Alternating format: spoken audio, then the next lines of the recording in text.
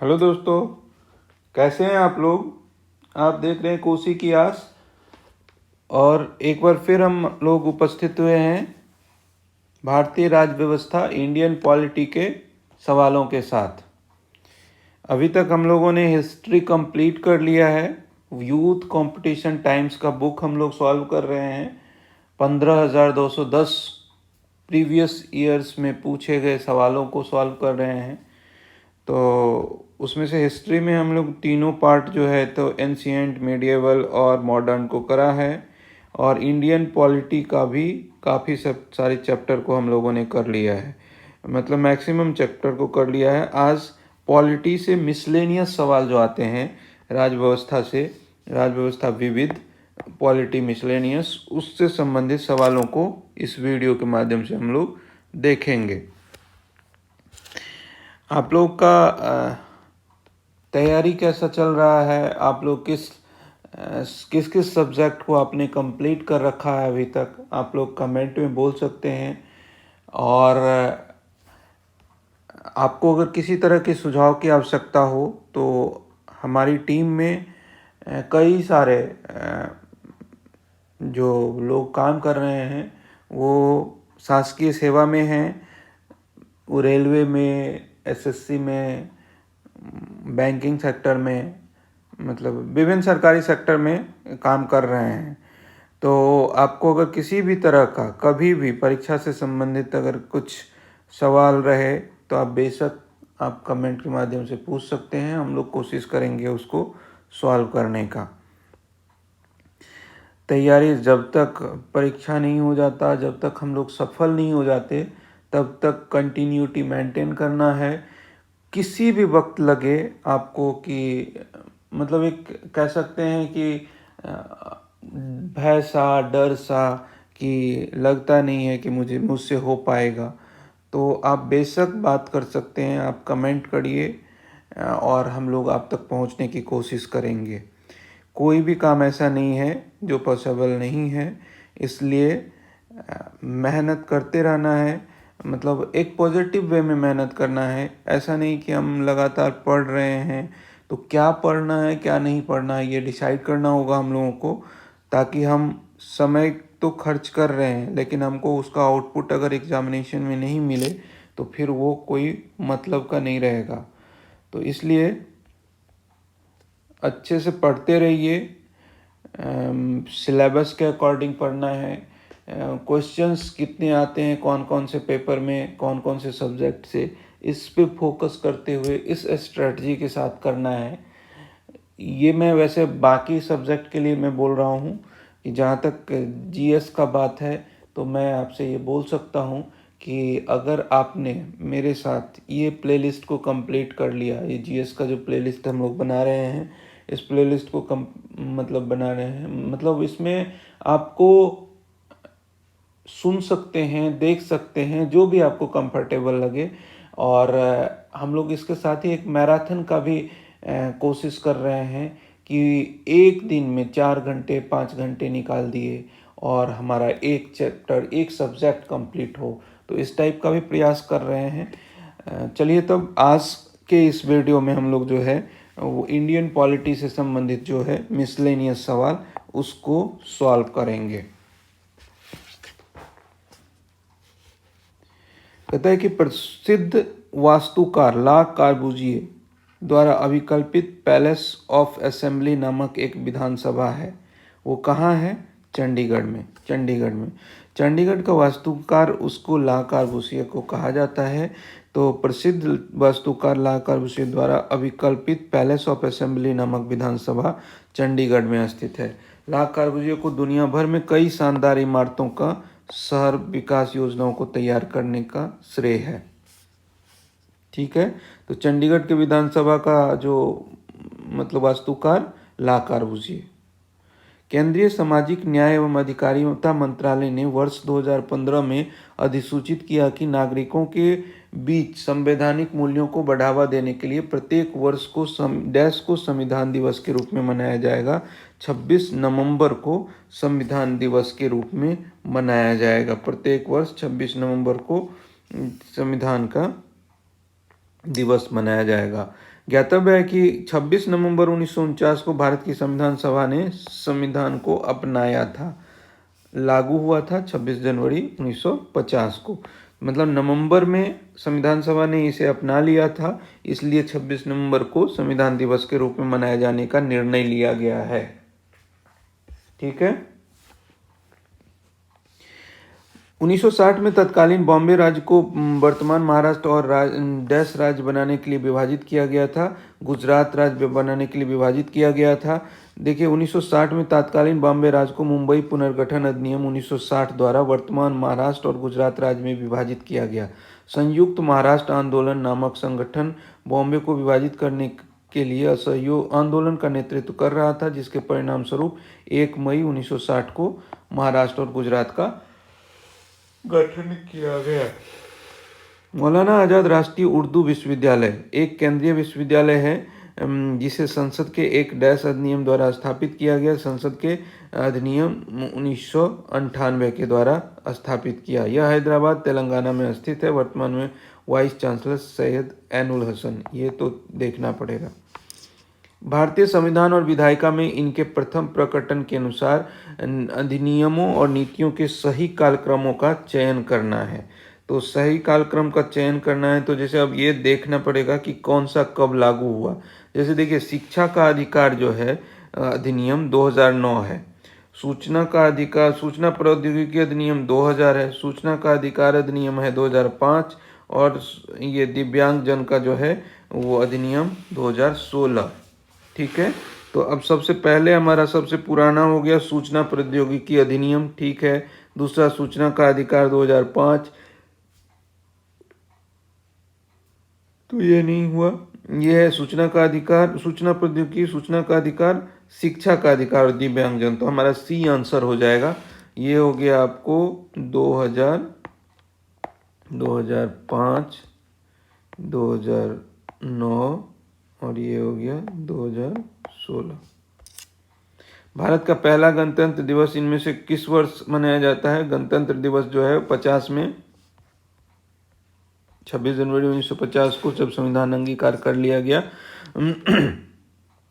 त्रिपुरा लागू कर दिया गया त्रिपुरा राजभाषा अधिनियम 1964 के अनुसार त्रिपुरा राज्य के सभी या किसी भी आधिकारिक प्रयोजन हेतु किन भाषाओं का उपयोग किया जाना चाहिए? तो बंगाली और कोकबोरोक। त्रिपुरा राजभाषा अधिनियम के अनुसार त्रिपुरा राज्य के सभी या किसी भी आधिकारिक प्रयोजन हेतु बंगाली और कोकबोरोक भाषाओं का प्रयोग किया जाना चाहिए। भारत के किस प्रधानमंत्री के मंत्रिमंडल में डॉक्टर मनमोहन सिंह पहली बार वित्त मंत्री थे? पीवी नरसिम्हा राव के टाइम में। पीवी नरसिम्हा राव के समय में भारत के प्रधानमंत्री मतलब जो रहे मनमोहन सिंह वित्त मंत्री थे। ठीक है। वो भारतीय रिजर्व बैंक के गवर्नर भी रहे थे। 85 से 87 तक भारतीय योजना आयोग के उपाध्यक्ष रहे थे। 91 से 96 तक प्रधानमंत्री पीवी नरसिम्हा राव के मंत्रिमंडल में भारत के वित्त मंत्री रहे। वित्त मंत्री के रूप में व्यापक रूप से 1991 में भारत में आर्थिक सुधार के लिए उनका श्रेय उन्हीं को जाता है। भारत में राष्ट्रीय एकता दिवस 31 अक्टूबर को डैश के जन्मदिन के अवसर पर मनाया जाता है। सरदार वल्लभ भाई पटेल के जन्मदिन के अवसर पर 31 अक्टूबर को सरदार वल्लभ भाई पटेल के जन्मदिन के अवसर पर राष्ट्रीय एकता दिवस मनाया जाता है। राष्ट्रीय एकता दिवस मनाया जाता है। देखिए स्टैच्यू ऑफ यूनिटी विश्व का सबसे ऊंची इमारत है। यह चीन की स्प्रिंग टेम्पल ऑफ बुद्धा तथा अमेरिका में स्टैच्यू ऑफ लिबर्टी जो है की ऊंचाई के लगभग 2 गुनी है। जनवरी 2020 में इसे संघाई सहयोग संगठन में 8 अजूबों में शामिल कर लिया गया था। 8 अजूबों में शामिल कर लिया गया था। भारत के प्रथम श्रम मंत्री कौन थे? जगजीवन राम थे। जगजीवन राम प्रथम श्रम मंत्री थे। 1946 में ये जवाहरलाल नेहरू की अंतरिम सरकार में सबसे युवा मंत्री थे। स्वतंत्रता के पश्चात इन्होंने 1952 तक श्रम विभाग संभाला और इसके बाद संचार विभाग 52 से 56, परिवहन एवं रेलवे विभाग 56 से 62 और परिवहन एवं संचार मंत्री का पदभार संभाला। निम्नलिखित में से कौन सी भाषा द्रविड़ भाषा परिवार की 4 सबसे बड़ी भाषाओं का हिस्सा नहीं है? जो 4 सबसे बड़ी भाषाओं का हिस्सा नहीं है वो संस्कृत है। संस्कृत जो है निम्नलिखित में कौन सी भाषा द्रविड़ भाषा परिवार की 4 सबसे बड़ी भाषाओं का हिस्सा नहीं है? संस्कृत नहीं है। दक्षिण भारत द्रविड़ भाषा परिवार दक्षिण भाषा की कई संबंधित भाषाओं का समूह है। इसमें मुख्य है तमिल, तेलुगु, कन्नड़ और मलयालम। द्रविड़ जो भाषा है, द्रविड़ भाषा परिवार, उसमें मुख्य 4 जो है वो तमिल, तेलुगु, कन्नड़ और मलयालम है। भारतीय संविधान की निम्नलिखित में से कौन सी विशेषता आयरलैंड के संविधान से ली गई है? आयरलैंड के संविधान से राज्य के नीति निर्देशक सिद्धांत लिए गए हैं।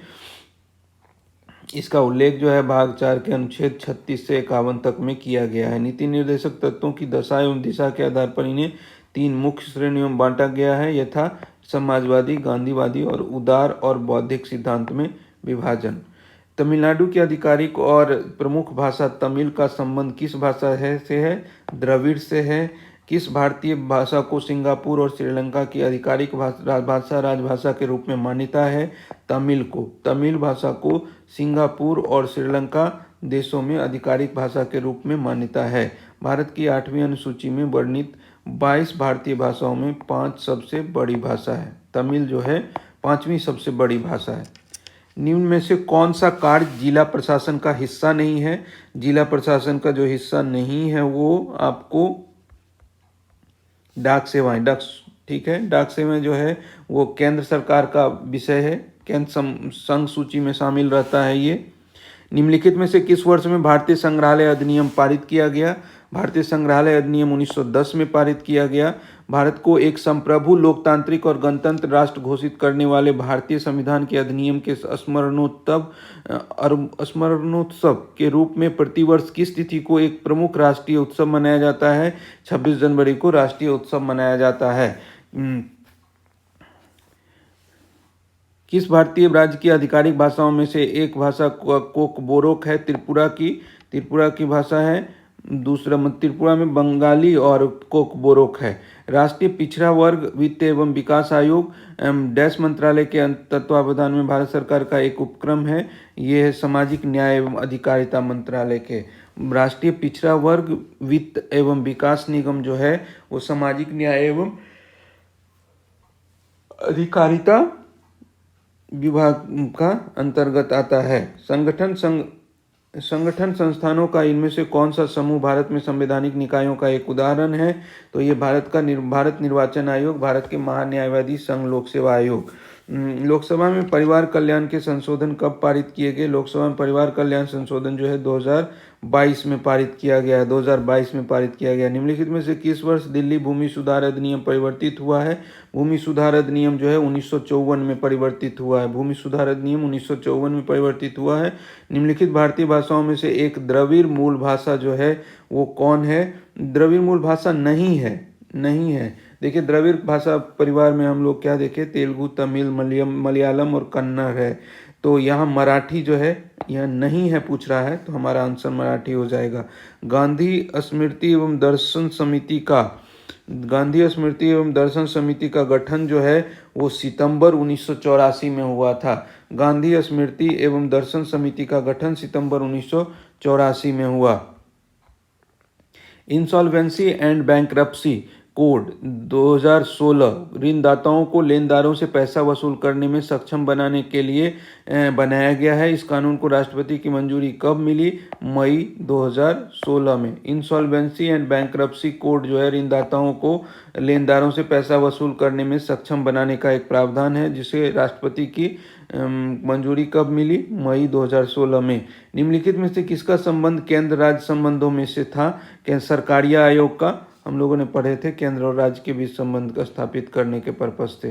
सरकारिया आयोग का गठन जो है 83 में भारत सरकार द्वारा केंद्र राज्य संबंधों के संबंधित शक्ति संतुलन पर संस्तुति देने के लिए किया गया था। आयोग ने अपनी रिपोर्ट जो है वो 1988 में सरकार को सौंपी। निम्नलिखित में से कौन से कर केंद्र सरकार द्वारा संग्रहित नहीं किए जाते हैं? तो देखिए, वृत्ति कर और स्टाम्प शुल्क और वित्तीय कर जो है होता है वो राज्य सरकार का विषय है।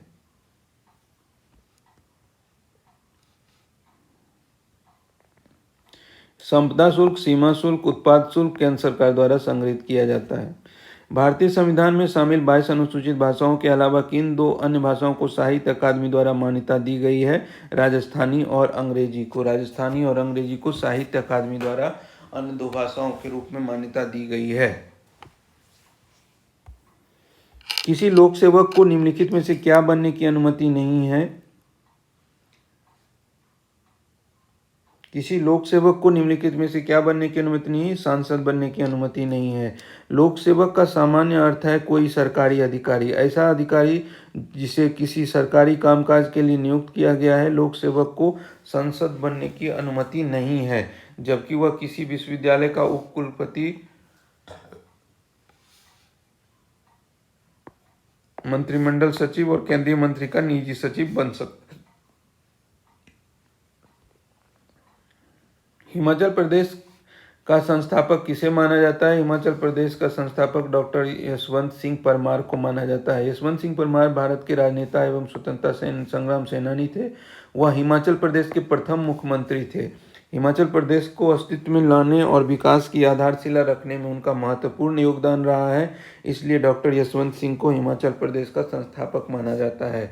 आरटीआई अधिनियम कब से प्रभावी हुआ है? अक्टूबर 2005 से। अक्टूबर 2005 से ये लागू हो गया। 12 अक्टूबर 2005 से ये आरटीआई अधिनियम लागू हो गया। ये आरटीआई अधिनियम लागू कब हुआ? 2005 से। भारत में इस व्यवसाय संघ अधिनियम किस वर्ष पारित किया गया? व्यवसाय संघ अधिनियम जो है 1926 में पारित किया गया। भारत में व्यवसाय संघ अधिनियम कब पारित किया गया? 1926 ईस्वी में। भारत में इनमें से कौन सा संगठन आरटीआई अधिनियम के बाहर नहीं रखा गया है? भारत में इनमें से कौन सा संगठन आरटीआई अधिनियम के बाहर नहीं रखा गया है? ये है आपका भारतीय प्रतिस्पर्धा ब्यूरो। भारतीय प्रतिस्पर्धा ब्यूरो को आरटीआई अधिनियम से बाहर नहीं रखा गया है। बाकी जो है aviation research centre, research and analysis wing और इंटेलिजेंस ब्यूरो को इससे आरटीआई से बाहर रखा गया है। तो यहाँ नहीं रखा गया है बोला है तो भारतीय स्पर्धा ब्यूरो। लीचिंग, भीड़ द्वारा कानूनी तरीके से पीट कर मार डालने के मामले में अंकुश लगाने के लिए कानून पारित करने वाला भारत का पहला राज्य कौन है? मणिपुर है। मॉब लीचिंग, भीड़ द्वारा गैर कानूनी तरीके से पीट कर मार डालने के मामले पर नियंत्रण हेतु कानून पारित करने वाला पहला राज्य मणिपुर है। वर्ष 2018 में ही लीचिंग के विरुद्ध प्रस्ताव पारित किया गया था। इसके पश्चात राजस्थान और पश्चिम बंगाल में भी कानून पारित किया गया। आनंदपुर साहिब प्रस्ताव कब पारित किया गया? आनंदपुर साहिब प्रस्ताव जो है 1973 ईस्वी में पारित किया गया था। इस प्रस्ताव में पंजाब को एक स्वायत्त राज्य के रूप में स्वीकारने और केंद्र को विदेशी मामलों, मुद्रा, रक्षा और संचार सहित केवल 5 दायित्व अपने पास रखते हुए बाकी के अधिकार राज्य को देने संबंधी बातें कही गई थी। आनंदपुर साहिब प्रस्ताव 1973। इस प्रस्ताव को खालिस्तान आंदोलन की शुरुआत माना जाता है। आर्थिक रूप से कमजोर वर्ग के लिए सरकारी नौकरियों में उच्च शिक्षा में 10% आरक्षण लागू करने वाला पहला राज्य कौन था? तो गुजरात था पहला राज्य। गुजरात था पहला राज्य। 10% आरक्षण सामान्य वर्ग के लोगों के लिए आरक्षण की जो बात कही गई थी। निम्नलिखित में से कौन सा भारत के द्वितीय प्रधानमंत्री लाल बहादुर शास्त्री का स्मारक है? लाल बहादुर शास्त्री का स्मारक जो है वो विजय घाट के नाम से जाना जाता है। देखिए, शांति घाट जो है वो जवाहरलाल नेहरू का माना जाता है। किसान घाट चौधरी चरण सिंह का समाधि माना जाता है। निम्नलिखित में से कौन सा भारत में केंद्र राज्य संबंधों के संबंधित नहीं है? तो देखिए, इसमें कोठारी आयोग जो है, कोठारी आयोग 14 जुलाई 1964 को डॉक्टर DS कोठारी की अध्यक्षता में 17 सदस्यों के साथ बनाया गया था, जिसे राष्ट्रीय शिक्षा आयोग 1964 के नाम से दिया गया। तो इस तरह से कोठारी आयोग जो है वो केंद्र राज्य संबंधों के बजाय शिक्षा आयोग से संबंधित था। राजमन्नार समिति, सरकारिया आयोग और पुंछी आयोग जो है वो केंद्र राज्य संबंधियों को सुधार करने के पर्पज से था। तो नहीं है कोठारी आयोग। सरकार की वह प्रणाली जिसमें शक्ति को एक केंद्रीय प्राधिकरण और केंद्र के विभिन्न संवैधानिक इकाइयों के बीच विभाजित किया जाता है, वो क्या कहलाता है? वो आपका संघवाद कहलाता है। संघवाद सरकार का वह रूप है जिसमें शक्ति का विभाजन केंद्र और राज्य सरकारों तथा क्षेत्रीय सरकारों के मध्य होता है, अथवा संघ सरकार की वह प्रणाली जिसमें अलग अलग स्तर पर केंद्रीय, राज्य या क्षेत्रीय स्तर की सरकारें एक ही नागरिक समूह पर शासन करती है और अलग अलग स्तर की नागरिकों के अधिकार क्षेत्र संविधान पर स्पष्ट रूप से वर्णित होते हैं।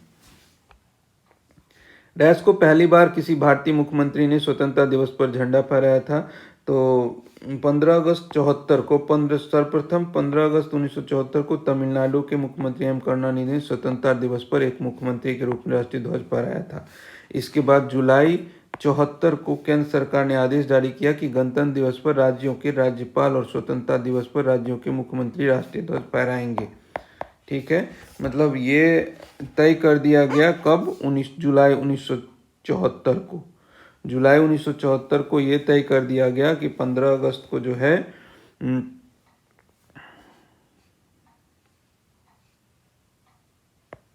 गणतंत्र दिवस, 26 जनवरी पर राज्यों के राज्यपाल तथा स्वतंत्रता दिवस पर राज्यों के मुख्यमंत्री राष्ट्रीय ध्वज फहराएंगे। एक अलग आंध्र के लिए हुए आंदोलन को क्या कहा जाता था?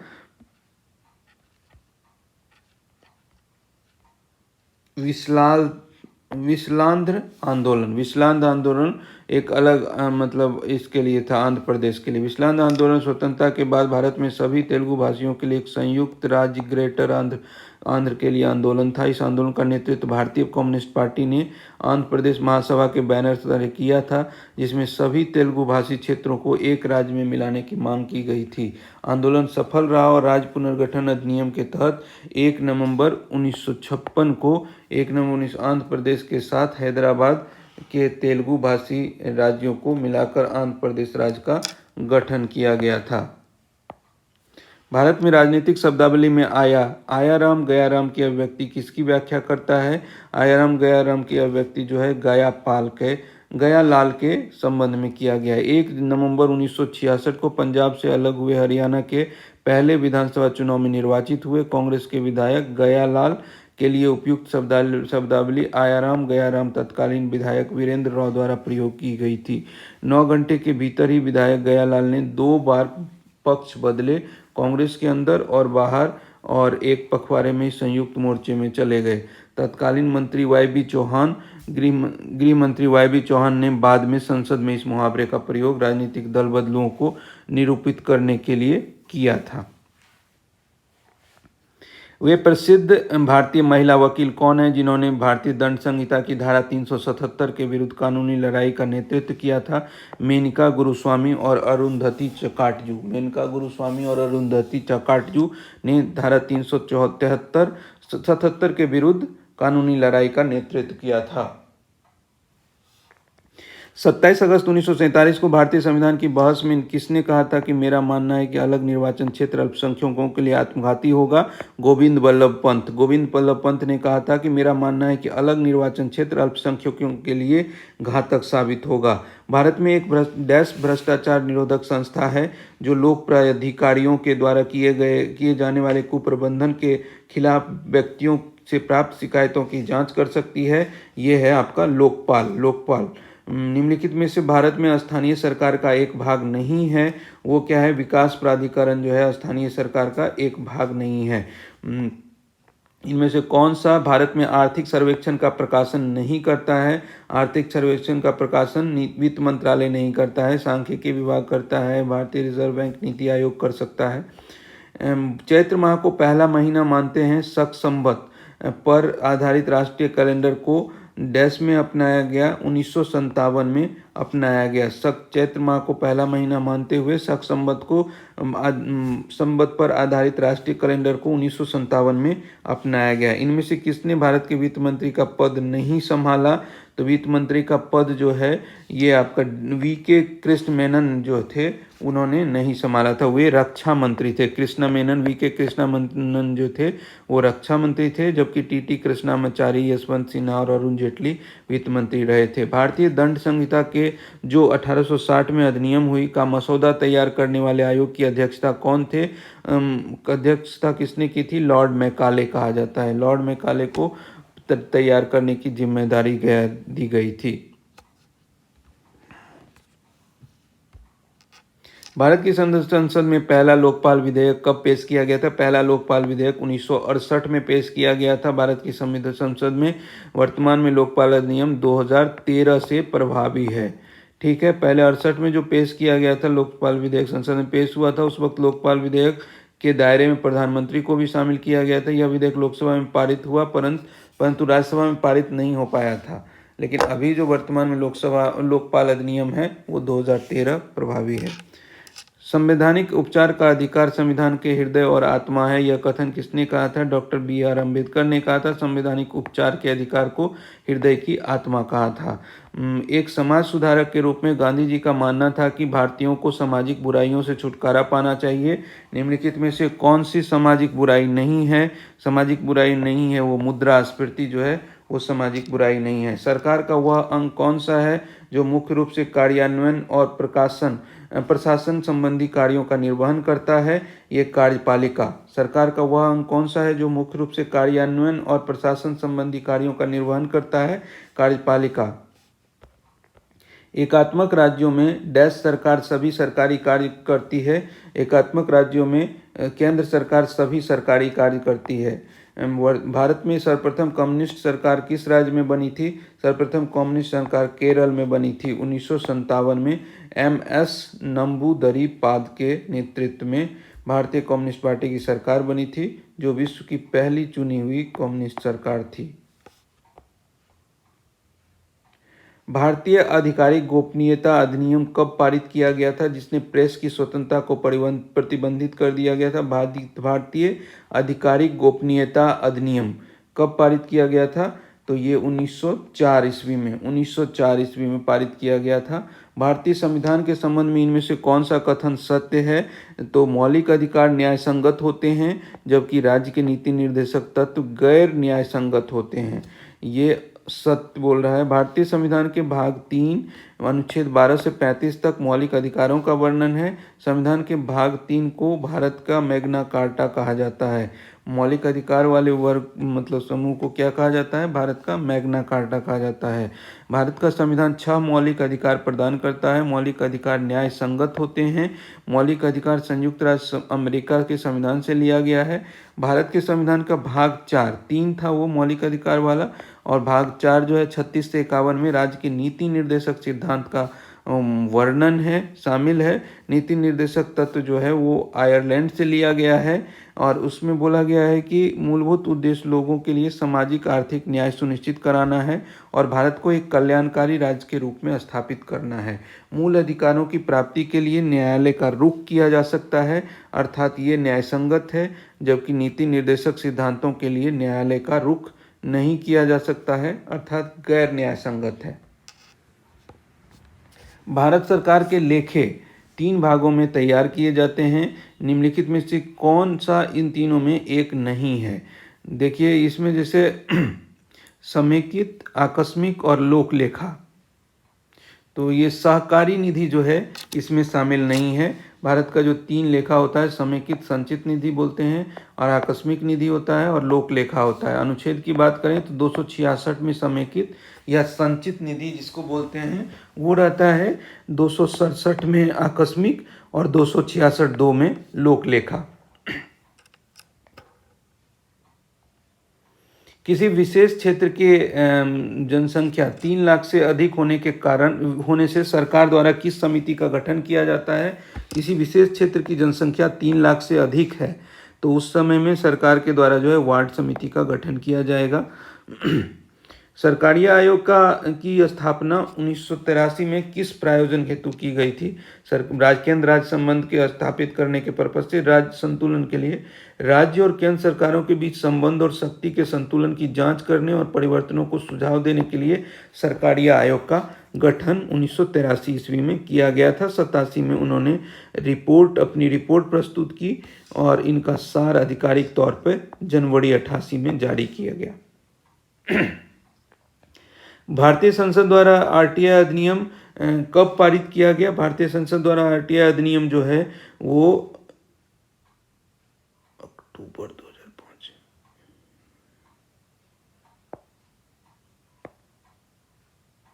कब पारित किया गया था और राष्ट्रपति की मंजूरी कब मिली थी? देखिए 12 मई 2005 को सूचना का अधिकार अधिनियम संसद द्वारा पारित किया गया और 15 जून 2005 को राष्ट्रपति की अनुमति मिली। तो इसमें अगर देखा जाए तो मई और जून वाला जो आंसर है हमारा सी, और लागू हुआ 12 अक्टूबर 2005 को। भारत में दल बदल विरोधी कानून जो है, दल बदल विरोधी कानून आपका हो गया 1985। दल बदल विरोधी कानून 1985 भारत द्वारा अंगीकृत संघीय सरकार की सर्वाधिक महत्वपूर्ण विशेषता। भारत द्वारा अंगीकृत संघीय सरकार की सर्वाधिक महत्वपूर्ण विशेषता कौन सी है? सर्वाधिक महत्वपूर्ण विशेषता जो है आपको राज्य और केंद्र के बीच का संबंध सहयोग पर आधारित होना चाहिए। भारतीय संविधान में लोकायुक्त का अर्थ क्या है? लोकायुक्त का अर्थ क्या है? लोक सेवकों या किसी भी राजनेता के खिलाफ किसी व्यक्ति की भ्रष्टाचार संबंधी शिकायत की जांच करने के लिए राज्य स्तर पर संचालित एक निकाय है। तो भारतीय संविधान में जो लोकायुक्त शब्द है उसका अर्थ है लोक सेवकों या किसी भी राजनेता के खिलाफ किसी व्यक्ति की भ्रष्टाचार संबंधी शिकायत की जांच करने के लिए राज्य स्तर पर संचालित एक निकाय है। भारत के सरकार के अर्धसंघीय रूप का प्रावधान कहाँ से लिया गया है? भारतीय सरकार के अर्धसंघीय रूप का प्रावधान जो है वो कनाडा से लिया गया है। अर्धसंघीय रूप जो है वो कनाडा से लिया गया है। भारत का निम्न में से कौन सा राज्य यहूदियों को धार्मिक अल्पसंख्यक के रूप में मान्यता नहीं देता है? तो जैसे केरल नहीं देता है, महाराष्ट्र, गुजरात और पश्चिम बंगाल में इसे धार्मिक अल्पसंख्यक के रूप में मान्यता है। भारत का केरल राज्य यहूदियों को धार्मिक अल्पसंख्यक के रूप में मान्यता नहीं देता है। हाल ही में गुजरात ने राज्य में रहने वाले यहूदियों को धार्मिक अल्पसंख्यक का दर्जा दिया है। इसके साथ ही गुजरात भारत का तीसरा राज्य बन गया है जिसने यहूदियों को धार्मिक अल्पसंख्यक का दर्जा दिया है। पहले पश्चिम बंगाल और महाराष्ट्र और फिर उसके बाद अब गुजरात हो गया। दंड प्रक्रिया संहिता CRPC की कौन सी धारा कार्यपालक मजिस्ट्रेट को किसी स्थान पर 4 से अधिक लोगों के एकत्र होने को निषिद्ध करने की शक्ति प्रदान करता है? धारा 144। कौन से भारतीय मुख्यमंत्री के पिता महाराजा थे? अमरिंदर सिंह के। पंजाब के मुख्यमंत्री अमरिंदर सिंह के पिता यादवेंद्र सिंह जो है पटियाला के महाराजा थे। ये भारतीय क्रिकेट टीम के पूर्व खिलाड़ी भी रहे थे। किस संवैधानिक कानून के माध्यम से भारत और पाकिस्तान 2 स्वतंत्र राष्ट्रों में विभाजित हुआ है? वो भारतीय स्वतंत्रता अधिनियम 1947 के तहत। भारतीय स्वतंत्रता अधिनियम 1947 के आधार पर भारत का विभाजन कर पाकिस्तान का निर्माण किया गया। तो स्वतंत्रता अधिनियम 1947 था वो। IPC का विस्तार क्या है? Indian penal code, C number. धारा 66A हाल ही में मीडिया के विवाद में था। यह धारा किससे संबंधित है? सूचना प्रौद्योगिकी से संबंधित है। सूचना प्रौद्योगिकी अधिनियम जो है वो कब लागू किया गया था? संसद द्वारा 2000 में पास हुआ, जो 17 अक्टूबर 2000 से अस्तित्व में आया।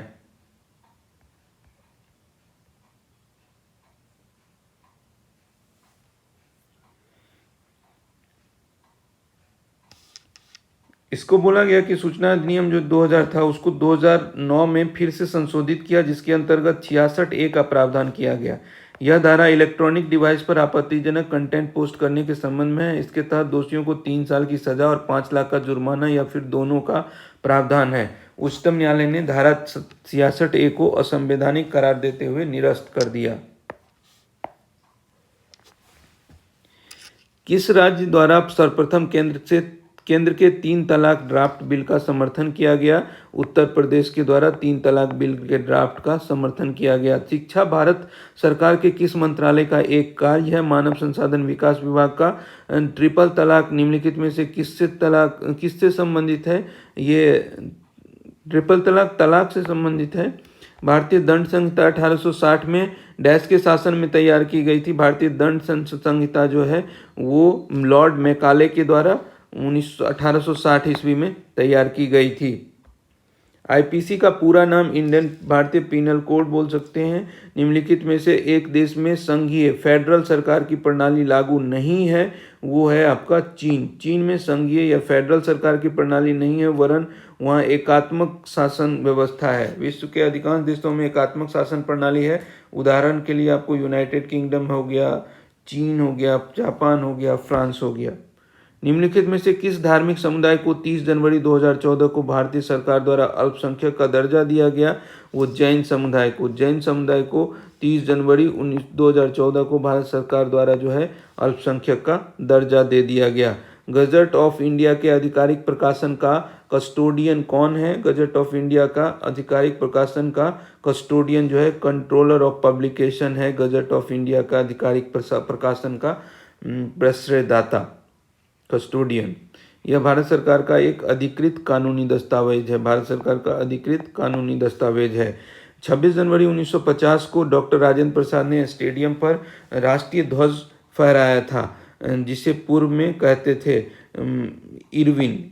26 जनवरी 1950 को पहला गणतंत्र दिवस समारोह इरविन स्टेडियम, जिसे अब नेशनल स्टेडियम के नाम से जाना जाता है, मनाया गया था, जहां भारत के प्रथम राष्ट्रपति डॉक्टर राजेंद्र प्रसाद ने राष्ट्रीय ध्वज फहराया था। इसके पश्चात वर्ष 54 तक गणतंत्र दिवस समारोह कभी इरविन स्टेडियम, किंग्सवे,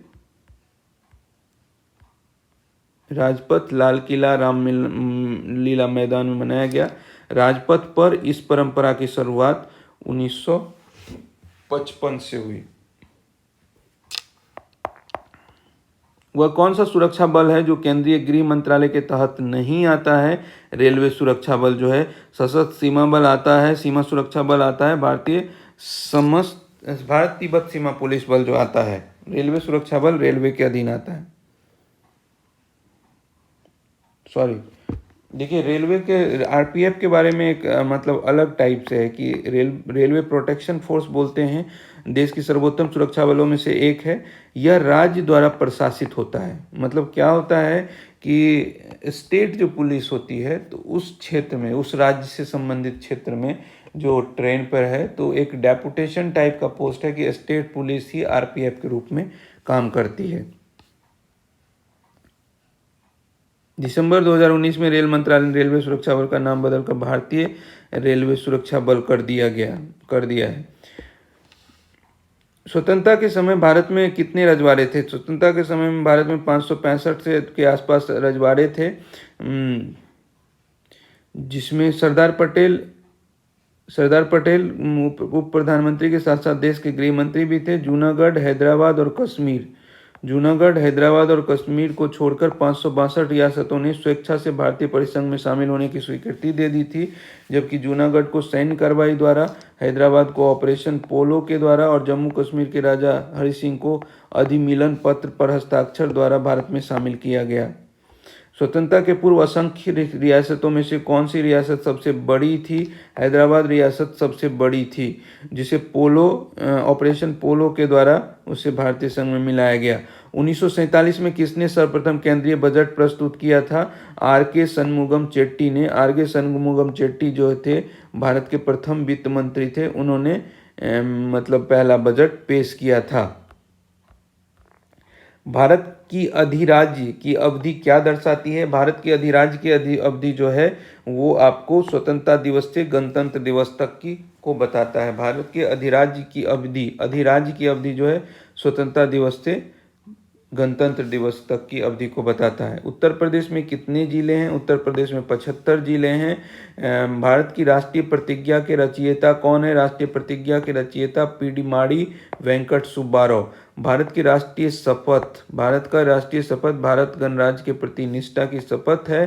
प्रतिज्ञा को असल रूप में 1962 में लेखक पीडीमाड़ी वेंकट सुब्बाराव द्वारा तेलुगु भाषा में रचा गया था। इसका पहला सार्वजनिक पठन 1963 ईस्वी में विशाखापट्टनम के एक विद्यालय में हुआ था। तो राष्ट्रीय प्रतिज्ञा के रचयिता पीडीमाड़ी वेंकट सुब्बाराव। भारतीय संसद द्वारा हाल ही में पारित जीएसटी संविधान संशोधन विधेयक को स्वीकृति देने वाला पहला भारतीय राज्य कौन था? वो असम था, पहला भारतीय राज्य। उसके बाद निम्नलिखित में से कौन से व्यक्ति ने स्वतंत्र भारत के प्रथम गृह मंत्री के रूप में कार्यकाल प्रारंभ किया? सरदार वल्लभ भाई पटेल स्वतंत्र भारत के प्रथम गृह मंत्री के रूप में कार्य किया उन्होंने। वो उप प्रधानमंत्री भी थे। 26 जनवरी 2002 को 2 के एक कानून के तहत भारतीय राष्ट्रीय ध्वज को फहराने के संबंध में इनमें से कौन सा कथन सत्य नहीं है? बोलता है कि झंडे को जानबूझकर जमीन पर गाड़ने की अनुमति नहीं दी जाती है, मतलब ये सही है। झंडे का इस्तेमाल सांप्रदायिक लाभ के लिए नहीं किया जा सकता, ये भी सही है। तिरंगे का प्रयोग तोरण, झालर या ध्वज पट्टे की तरह नहीं किया जाएगा, ये भी सही है। उसके कहता है कि गैर सरकारी नागरिकों को अपने परिसर में ध्वजा फहराने का नहीं, ये गलत है, क्योंकि उसी के तहत ये आदेश दे दिया गया कि फ्लैग कोड में संशोधन किया, जिसके बाद अब कोई भी नागरिक किसी भी दिन झंडा फहरा सकता है। किस देश को मुख्य रूप से कम्युनिस्ट पार्टी माओवादी दलों का द्वारा शासित किया जा रहा है? चीन में जो कम्युनिस्ट पार्टी का शासन है। राष्ट्रीय विकास परिषद एनडीसी जो है, राष्ट्रीय विकास परिषद की स्थापना कब की गई थी? राष्ट्रीय विकास परिषद की स्थापना जो है 1952 6 अगस्त 1952 को किया गया था। राज्य पुनर्गठन अधिनियम कब लागू हुआ था? राज्य पुनर्गठन अधिनियम जो है वो 1956 ईस्वी में लागू हुआ था।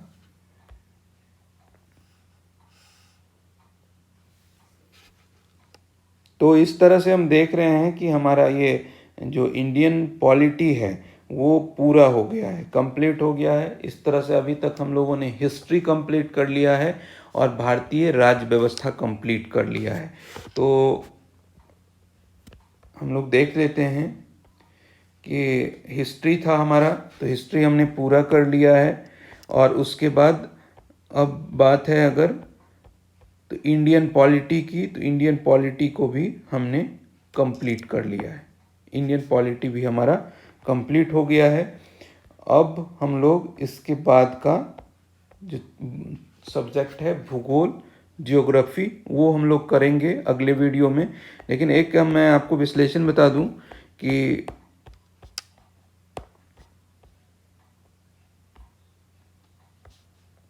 जैसे एक पाई चार्ट बनाया गया है इस बुक के बारे में कि जो टोटल क्वेश्चंस जो हैं, मतलब trend analysis of previous year papers through pie chart और बार ग्राफ के थ्रू, तो इसमें सब्जेक्ट वाइज दिया हुआ है। तो अभी तक हमने इतिहास कर लिया, भारतीय राज्य व्यवस्था कर लिया है। तो इतिहास और भारतीय राज्य व्यवस्था हमारा कंप्लीट हो गया है। हमको लगता है कि मतलब 12 के आसपास बना है हिस्ट्री में और 6 इसमें है। तो आप अगर अच्छे से करेंगे तो आपको वक्त मिल जाएगा सुनने का या देखने का, समय निकालेंगे, क्योंकि पढ़ना है, तैयारी करना है, नौकरी निकालनी है। इसके अलावा अपने पास कोई और विकल्प नहीं है, तो हमको पढ़ना ही पड़ेगा। तो आप जो भी मतलब बाकी प्रैक्टिस कर रहे हैं, दूसरे सब्जेक्ट का कर रहे हैं, जीएस भी पढ़ रहे हैं या नहीं पढ़ रहे हैं, तो आपके लिए मैं जीएस के लिए मैं बोल रहा हूँ कि आप खुद से किसी और बुक से पढ़ रहे हैं, पढ़िए, मना नहीं कर रहा, लेकिन आप समय निकालिए और इसको एक बार देख लीजिए, सुन लीजिए। तो निस्संदेह आपका जो एग्जामिनेशन में कोई भी सवाल, रेलवे के एग्जामिनेशन, रेलवे से संबंधित किसी भी प्रतियोगिता परीक्षा के एग्जामिनेशन में आपका नहीं मतलब छूटेगा, या फिर आप कह सकते हैं कि आप उस क्वेश्चन को ज़रूर सॉल्व कर पाएंगे। तो इसी तरह से बने रहिए। आप लोगों का बहुत बहुत धन्यवाद।